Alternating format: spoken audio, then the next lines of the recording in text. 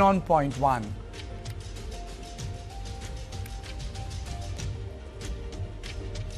Pakistan is trying to be a beacon of peace in West Asia, but is Pakistan solving the issue or creating cracks? Is Pakistan facilitating peace or struggling to hold it together? We decode it in on point two.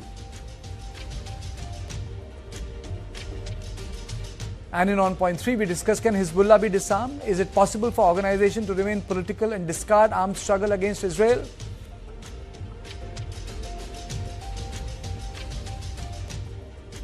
Now let's take a quick look at the headlines.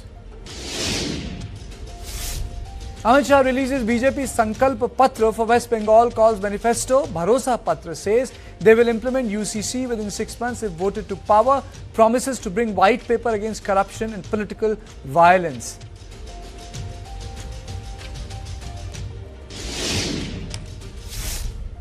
Justice Yashwant Verma of Allahabad High Court submits resignation to President Murmu.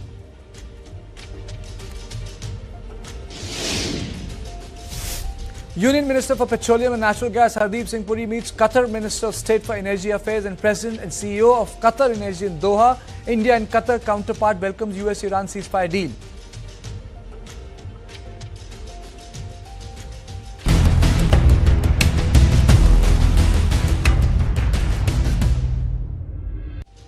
As high-stakes diplomatic efforts gather momentum between the United States and Iran, one country that cannot be ignored in this equation is China. Beijing's influence, backchannel engagement and its growing footprint in West Asia increasingly becoming visible. I'm joined by Andrew Leung, Chairman of Andrew Leung International Consultants, to decode what is happening in West Asia. Thank you so much, sir, for joining me. My question is that on Saturday there's a very important meeting that is going to take place in Islamabad. Will peace prevail in West Asia? Well, it's easier said than done because I think both protagonists are making maximalist demands. The United States wants to conquer Iran and subjugating any semblance of self-defense, but whereas the Iranians are capitalizing on their stranglehold on Hamas. And of course, after all this devastation, the whole Iranian people are rallying behind their government, regardless of even some original opponents of the regime, because their very national dignity, their national survival are at stake. So you can see that the two forces are heading towards each other, and it still remains to be seen whether eventual peace is going to come back. But I think that both sides are thinking of at least a temporary pause. But even with a temporary pause, both are looking for deliverables for their political constituency. For Trump, the coming midterm elections, he wants to buttress his narrative of a victory, a complete victory over Iran, along with its Israeli allies. As far as the Iranians are concerned, they have now discovered the effectiveness of this Hamas stranglehold, and they're trying to making maximalist demands of instituting a toll system, and of course, in a way, even ignoring some of its Arabian neighbors.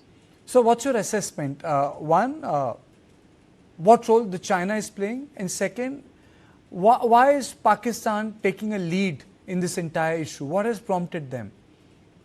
Well, first of all, as far as China is concerned, China is in a way an innocent bystander in the beginning, because China's economy depends on a peaceful trading environment in the world so they can continue to trade. And China, of course, the Belt and Road Initiative links China to its other economic partners. And of course, China is a net energy importer. It's the largest customer for energy. About 40% of the energy coming from the Middle East, even though something like 15% coming from Iran. But fortunately, China thought long and hard on this a long time ago. And therefore, pivoting towards renewables, not just because of climate change, but because of national energy security. And at the moment, something like 40% of China's electricity supply is now accounted for renewables. So, and also a lot of oil coming from Russia bypassing these problematic areas. And some energy from the Middle East is passing through pipelines, bypassing the Hormuz. And of course, China is a friendly ally with Iran, and some China-bound shipments were allowed to pass. So I think China is relatively insulated, but it's affected because of China's dependence on trade. And the whole world is now, the trade is going down, and it affects China's economy, in addition to domestic challenges. Okay. Do you think that the real rivalry between America and China is about oil being traded in yuan? In 1970s, the shift took place. The dollar, which was pegged against gold, shifted towards petrol. And now the yuan comes into play, and that is leading to a great global rivalry because it undermines the American hegemony. Well, this is really the Achilles heel of American dominance. And I think that President Trump and the whole American body politics will not allow that to happen. But they don't have to use any force because there is no replacement for the dominance of the US dollar. The dollar is deeply embedded in international financial markets. It's the world's freest traded currency. The renminbi is way down. There is no way that the renminbi could replace the dollar. However, I think there is the rub, because the dollar was originally founded by the petrodollar syndrome, and that went back decades ago when the United States was the largest energy customer in the world. So it's the Middle East's biggest customer, but now no longer. The United States doesn't buy any oil from the Middle East. Is in fact itself is a major oil exporter. It's a competitor. The biggest customer in the world for Middle East oil is China. So the Middle East is pivoting towards China, but you look at it, when the Middle East is selling oil to China and buying a lot of products from China, why do they need the US dollar? But on the other hand, the US dollar is not, their dominance does not depend entirely on oil trade. Of course, it's financial markets and so on and so forth. But nevertheless, this doesn't stop China from furthering the internationalization of the renminbi as far as bilateral trade is concerned. Okay, let's quickly come back to the issue of negotiation, and then we go to Lebanon. Can Pakistan deliver a state which is so unstable, mired in Islamic terrorism? Can it deliver peace? Well, I think that Pakistan's role is not brokered by China, actually. It's not brokered by China because Pakistan's role depends on two dynamics. Firstly, don't forget the military leader of Pakistan was invited to visit the White House because President Trump somehow thinks that there is their interests ally. So I think that Pakistan has, and also Pakistan, of course, has very close relationship with the Islamic world, with the Iran and other Arab countries. So that's why Pakistan is playing a role. But of course, Pakistan has a very close relationship with China, and is in fact highly dependent on China. The Pakistan-China economic corridor and also the trade. So Pakistan's role is not a generational kind of game changer. It's very specific to this kind of dynamics at the moment. What's your assessment? Can Lebanon derail the entire process, the bombing?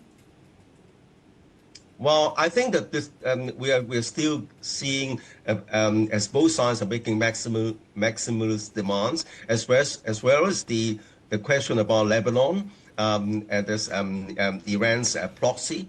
I don't think Iran is going to giving up its influence because that would buttress its self-defense. And because of Israel is now carrying out this attack on Lebanon, is unlikely to give it all up. So I think that throws a spanner in the works. So I think that still remains to be seen. But we are heading towards a rather unstable kind of situation, especially over the next couple of weeks, if not beyond. So the old order is dead. So how do we describe the new order? Or there is no order, it's completely a time where we say that disorder prevails? Well, the key tenet of the so-called liberal order is some sort of norms, some sort of that cannot be crossed. You do not just go out of your own way to decapitate the leadership of your enemy, and you do not just use military force to coerce other country to submission. And at least you depend on some international trade, even though the so-called liberal world order has been tilted towards American interests, but at least the United States maintain a semblance of order and pay some respect to some norms. But all these are thrown out of the window. But however, the most of the world, including a lot of Asian countries, the Europeans, and a lot of countries in Africa and Latin America, still want to maintain this old order, which has served them well, and also like China, likewise, has benefited hugely from the rule-based order.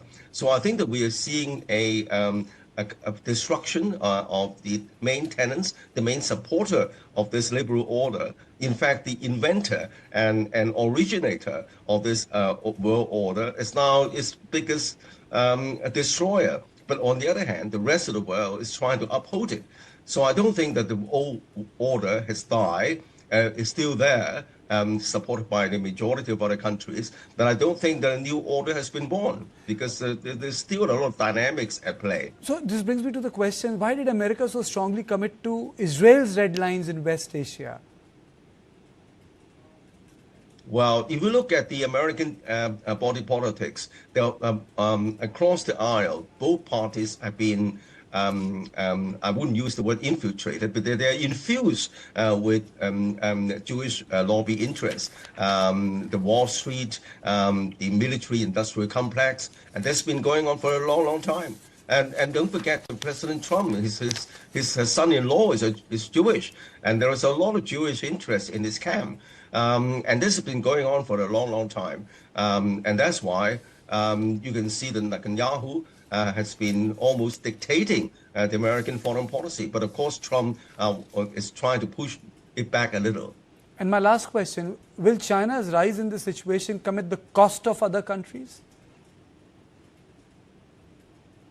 Well, I think China's rise is in a way, it's a shock because of the rapidity and the scale and the influence. But I think China doesn't want to replace the United States, because China simply does not have the kind of military global reach as the United States, and nor does China have the currency dominance of the US dollar. But I think that China doesn't want to rule the world. What China wants is this a space to develop its economy, to grow its, of course, international influence. But it's not going to put boots on the ground and occupy other countries. And in fact, it's a staunch supporter of the rule-based system, in spite of perceptions otherwise, because it serves China's interests. Absolutely, absolutely. Thank you so much, sir. Thank you so much, sir, for joining me from Hong Kong on this issue. This is what I had on point 1, but it's time for on point 2.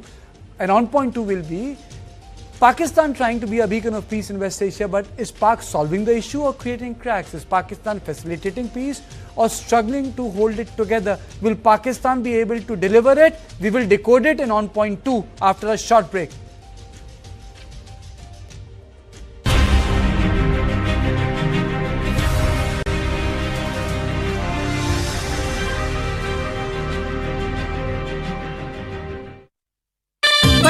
खेलता है, झूलता उछलता है, दौड़ता कभी कभी दौड़ कर रहा